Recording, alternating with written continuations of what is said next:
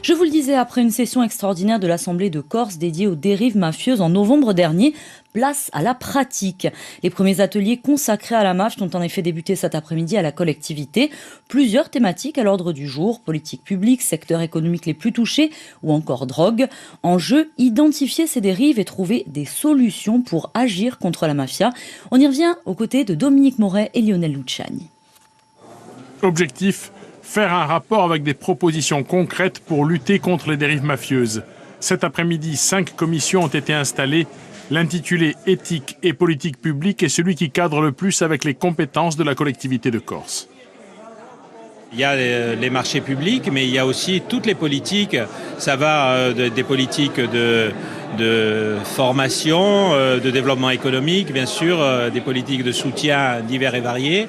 Ça va aussi, ça concerne aussi les politiques de recrutement, l'organisation des élections, etc.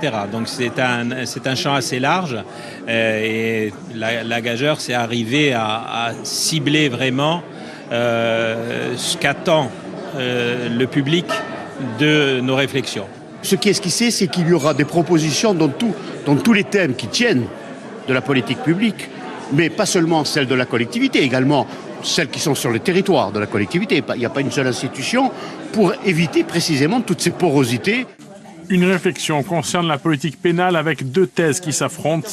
L'arsenal législatif actuel est-il suffisant ou faut-il le renforcer ? Témoins et experts seront auditionnés. Nous avons pris le parti d'auditionner des témoins des 2 thèses. Et puis les élus, dont je fais partie, et il y en a, qui n'ont pas d'avis arrêté sur cette question, attendent qu'on aille au fond des choses pour se faire un avis définitif sur cette question. Je pense qu'il ne faut pas avancer avec dogmatisme sur cette question, mais avec pragmatisme et utiliser tout simplement, je crois que c'est le principe de réalité qui le commande, les outils réellement adaptés à la situation. Chaque commission mêle conseillers territoriaux et représentants de la société civile. Au-delà de l'aspect économique ou criminel, les enjeux sont également éducatifs. Ce que nous savons, c'est que les jeunes ont besoin de constater qu'il y a d'autres solutions dans la vie que l'avenir qu'on leur propose, c'est-à-dire une réussite individuelle basée uniquement sur l'argent, l'accumulation d'argent. Non, il nous faut un modèle de société. Or, malgré ce que nous espérions, en tout cas moi je parle là pas en nom du collectif mais en nom personnel, depuis l'élection de 2015, il n'y a pas de projet de société. C'est bien ce qui nous manque.